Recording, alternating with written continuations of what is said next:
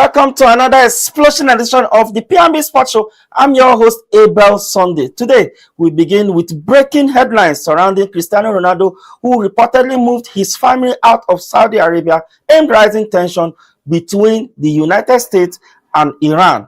How could this geopolitical escalation impact football in the Middle East and the Saudi Pro League at large? Big question, big implication. Over to Spain. In the Copa del Rey semi-final second leg, drama at its peak. Barcelona defeated Atletico Madrid 3-0 on the night, but it wasn't enough. Atletico edged through 4-3 on aggregate. What a turnaround. We will break it all down. In the Premier League, Wolverhampton Wanderers turned Liverpool 2-1. Could this affect their top four ambition? And also, at Goodison Park, Everton secured a solid 2-0 victory over Burnley. Vital 3 points in their campaign.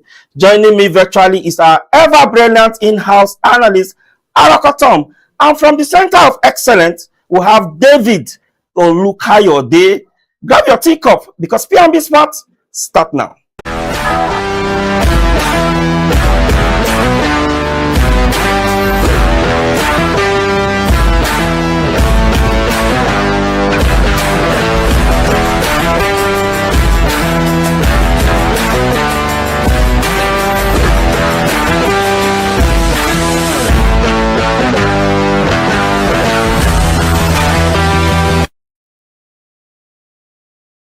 Welcome back. It's P&B Sports reaching you live from the nation's capital. And I've been joined by two gentlemen, Tom and Kayode. Tom, good morning. How are you doing this morning? Good morning. I'm good. I'm great. I'm so happy to be here. It's always a pleasure to join you virtually and to talk. Perfect. And also, Kayode, how is Lagos and Sowolu? I believe you guys are doing so well. Yes, we are all doing so well. Good morning to everybody out there. Lagos is bubbling, and I'm so excited and happy to be with you on the P&B Sports Show today. Perfect. Tom, let me start. Let's kickstart this show with you today.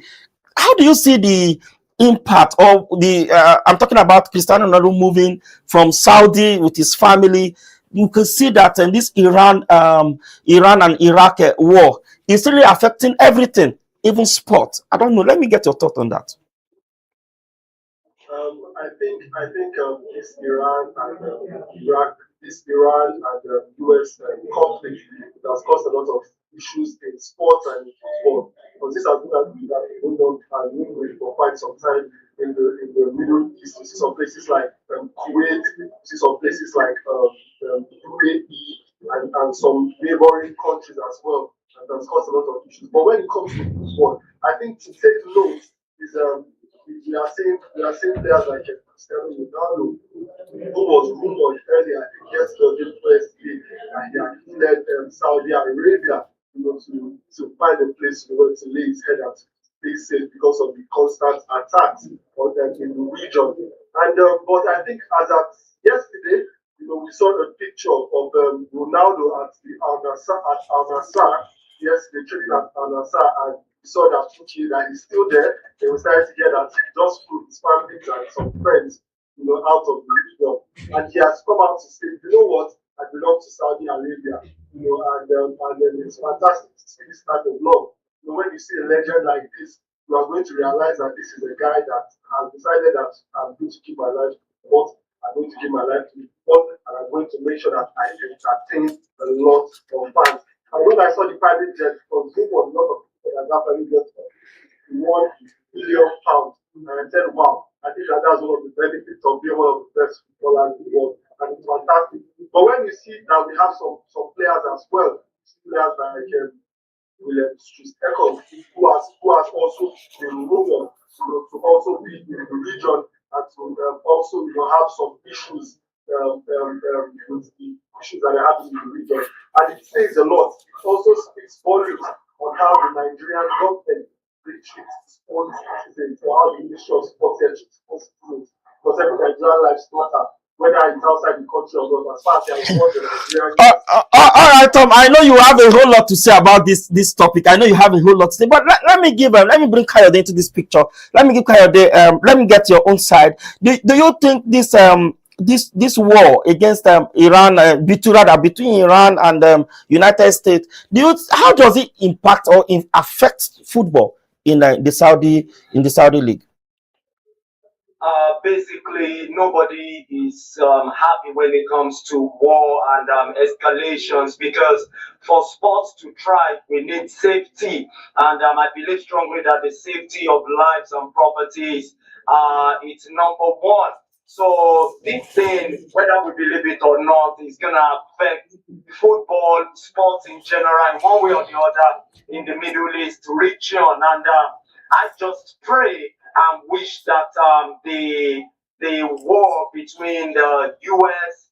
and Iran also it involves Israel. I just pray, I wish that everything will calm down, peace will return to the region, so that the players, the fans, the coaches, and their families will be safe to play the game. And that's just my desire, so that everything will calm down and everybody will continue to live their lives peacefully, and football will continue to thrive in the Middle East region. Well said, Coach Kayode. And Tom, I don't think we really have time. I wanted to go on a break, but I think we just have to dive into the conversation today. Yesterday, Copa del Rey semi-finals, we saw what happened between Atletico Madrid and also Barcelona. First leg ended 4-0 in favor of Atletico. And when they went back to the Catalan, and unfortunately, they could not fire back, but they were able to get 3 goals. But from your own end, how do you see that game, or how can you assess that game? I'm going to say one thing. I think, in my own opinion, Barcelona won the battle of pride. And I think everyone is pleased with them. But then the Simeone side, they just the war of attrition. When it comes to football, I think what we saw yesterday was the different Atletico Madrid and the different Barcelona. We saw the fact that Atletico Madrid came in. They said we're going to play a 5-4-1. We're going to come in. We're going to try to secure the league we already have. Even if we can keep these people to a 1-0, it's going to be okay. But I think when we got to 3, they said I think they were extremely surprised, and it was something that was fantastic. So good football, but I think that what Atletico Madrid did was the best decision, playing against the 3-2-3 of the Barcelona. Barcelona trying to break down their defense, trying to score as much goals as they could score. So we saw that in that match, Hansi Flick came in and said, you know what, I'm going all in. I'm going to drop all the back plays. I'm going to play high-risk 3-man defense. I'm going to play Pedri and Javi. I'm going to sit them down in the pocket behind the one. Those guys was fantastic.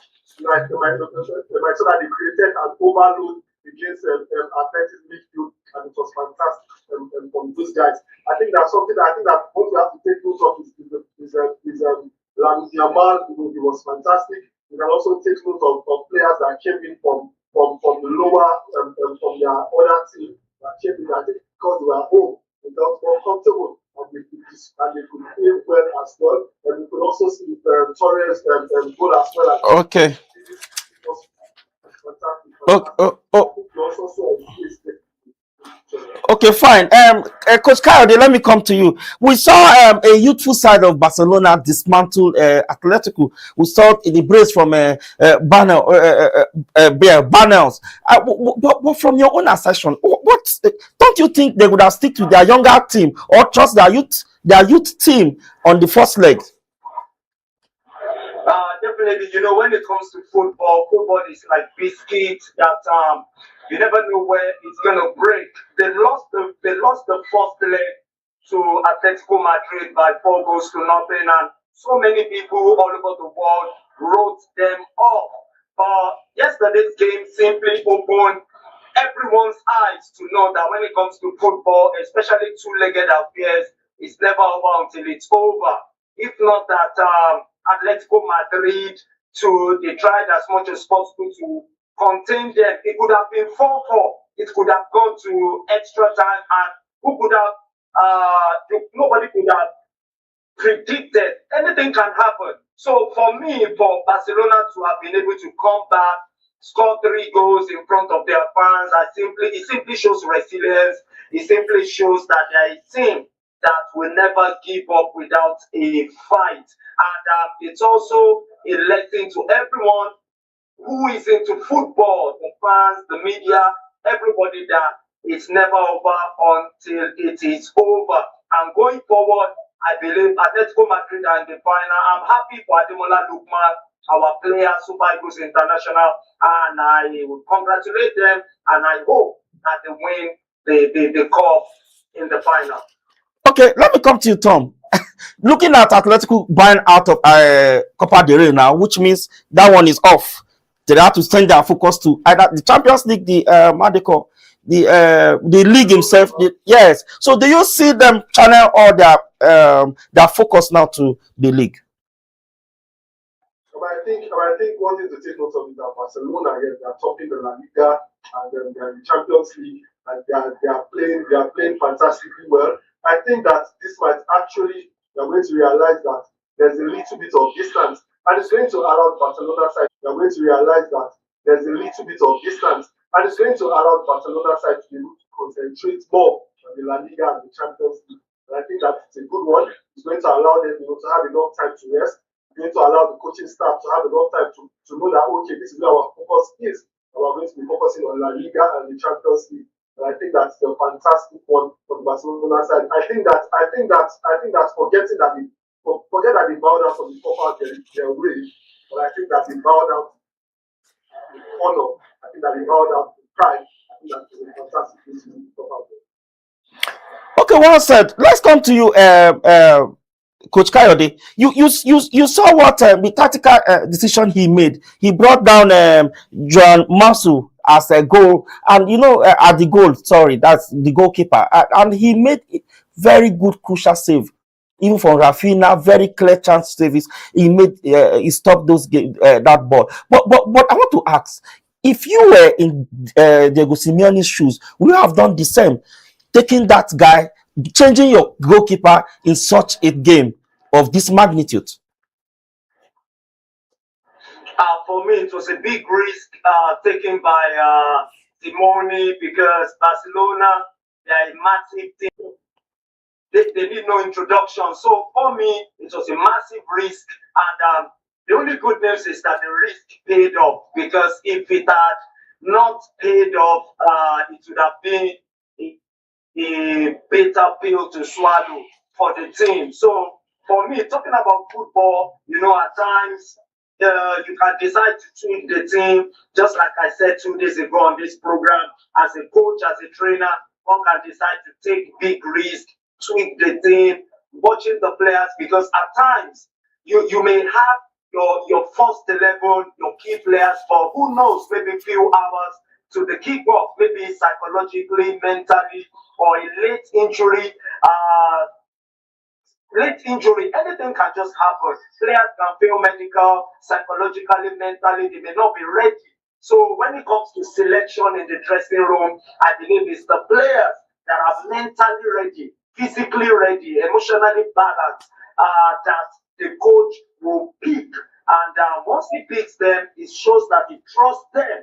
And the player's job is to go to the pitch and make the team proud, make the fans proud, make everybody proud. And I believe that is what played out last night. Well said, Kayode. That is what played out last night. Well, let's go in a very short break. When we come back, we'll try to wrap up the show as it's getting hotter. Let's go on a short break. We'll be right back.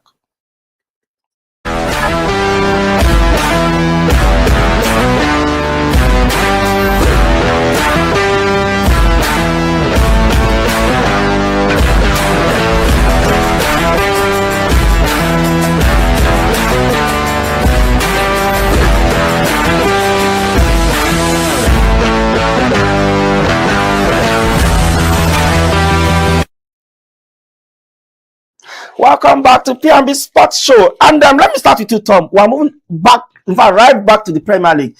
Tom, we saw what happened yesterday. Liverpool dropped point again against a bottom team Wolves. Now, what is this thing about Wolves? Wolves is not winning all game, not until 2026. And now they just want to be the spoiler now. They've dropped point 2-1 yesterday. And if you remember how would I call it? Liverpool need this 3 points to try to see how they could catch up with Manchester United. So let me get your thought on this game. I think when you play a team like Wolves, one thing about the Wolves is that they are wounded. I don't want to call them wounded lions, but I'm going to call them wounded wolves. They have nothing to lose. And I think that those are the people that should be scared of when you are playing.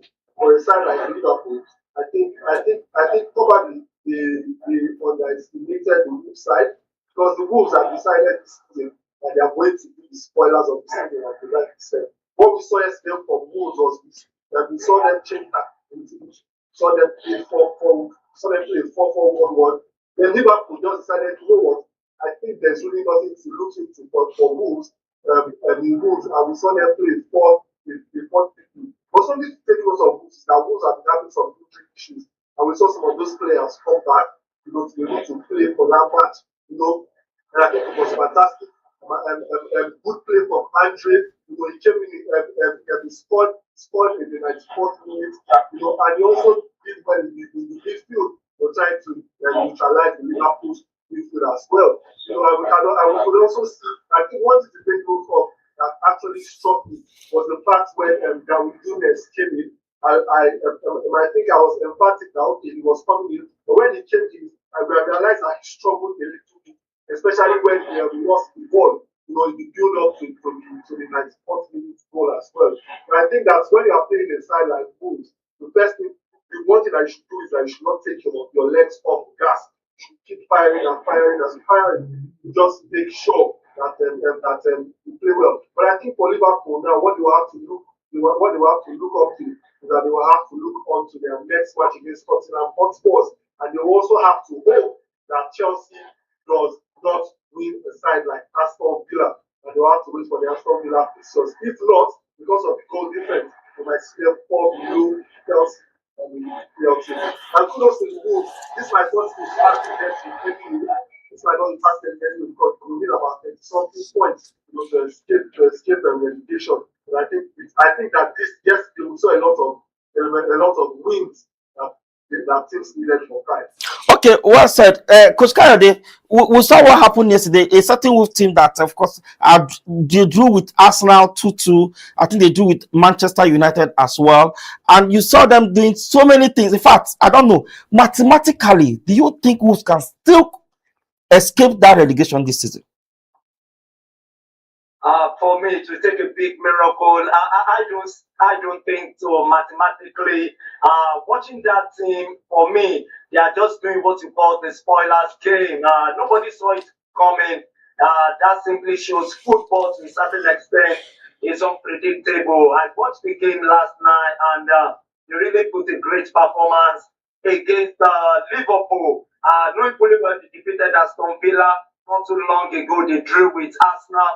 At the moment, Wolves is a dangerous team to face. So winning that game last night, confidence-wise, their confidence have moved to a higher level. But I still feel strongly that they are going on relegation, but they are going to be a dangerous side to play. And going forward, we're going to be having big games again today. So everybody, Liverpool, will be definitely, their eye will be on the games today.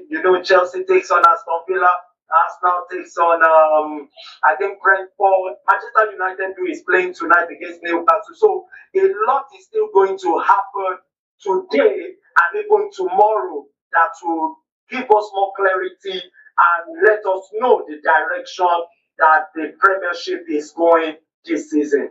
Well said. Of course, a lot is also going to happen today, and Manchester United just have to hope they win today. If not, if they fall down, then it's quite unfortunate. I don't know what's going to happen to them. It's unfortunate. If they found out today, then because they're going to play a certain Aston Villa on Sunday, so they just have to beat Newcastle today and make sure they take that one so that they will have some kind of breather. But if they did not do the needful, then I'm so sorry for Michael Carrick and his supporters. But let's talk about Tom quickly as we wrap up. Let's talk about since I'm talking about David Moyes. Since he returned to Everton, we could see a new side, a new brand Everton. We saw what they did yesterday. Fantastic 2-0. They won yesterday. But in your name, do you think Everton can finish, at least get a European football next season? Honestly, if you're talking about them getting the European sports, I do not see them, unfortunately. I do not see them getting. If they can pull up the table so that we'll see where they are. Continue with your. I do not see them getting the European sport. I think Everton is currently 8th on the table. It's about 43 points. They will also have Bournemouth and Fulham behind them with about 40 points as well with Sunderland. And I actually think that they might slip a little with the way they played as well. But with the way they played yesterday, obviously, we were expecting them to play the way they played yesterday, especially playing a side like Burnley. Now, when you move over to a side like Burnley, I think that one issue for me with Burnley is the fact that Scott Parker, he decided that unlike the fluid way that they were playing, which was quite unpredictable under the company, I think it's more conservative kind of, and they have been playing this safety test. And they also, their attack has been shambolic. They have considered about how many goals season. Maybe about it's quite unfortunate about 8 goals. It's quite unfortunate. And I think that anything that they are going to play, they should not underestimate them, and they should make sure that they beat every team as well as they will play the biggest teams in the EPL right now. Okay, Kayode, look at the table. We have Everton on 8th position, 43 points. And if you go down to the 3rd position, which is Manchester United, we'll have a 51. So look at Everton, Manchester United, just how many point difference? That should be, like, assuming my calculations are correct, 8-point difference. That's like 3 games stretch. And if Manchester United could lose 3 games, they're top. So what do you think? Do you think it's still possible for them to get European football? I'm not talking about Champions League, any of them, Champions League, Conference League, or Europa League.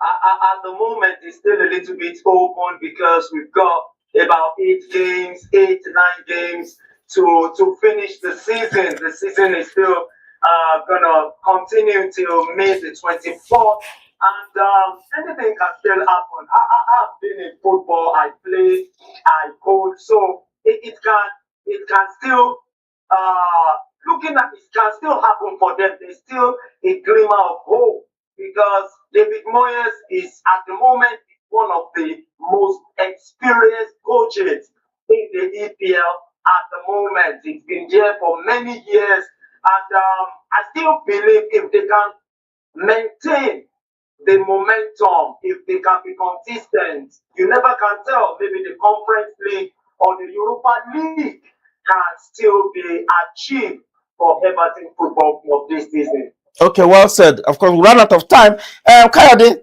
in fact, it's a yes or no answer. Do you think, because I'm digressing now, do you think we can get the verdict in our favor from FIFA to go for the World Cup? It's a yes or no answer. I will still say yes.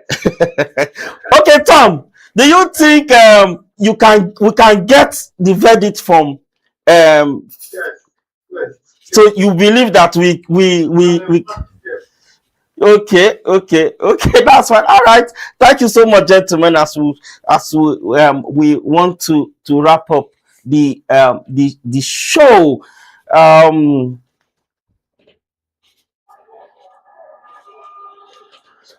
Okay, and that's how we wrap up today's power-packed edition of the P&B Sports Show, from the latest developments surrounding Cristiano Ronaldo and the tension in Middle East to the dramatic Copa del Rey semi-finals twist between Barcelona and Atletico Madrid. Plus the Premier League shock involving Wolverhampton Wanderers, Liverpool, and Everton. It's been nothing but explosive. But I want to thank massively. I want to thanks to our in-house sport analyst Tom Arokon, and also David Olukayode from the Center of Excellence. Thank you so much, gentlemen, for your insight on this show. Always a pleasure. Always a pleasure. Thank you. All right. For more information, you can follow us on all our social media platforms, on YouTube and Facebook at Politics and Business TV.English, on IG at PNBTV_English, on X at PNBTV_ENG. I'm Abel Sunday, and for me and the entire team here in Abuja, goodbye.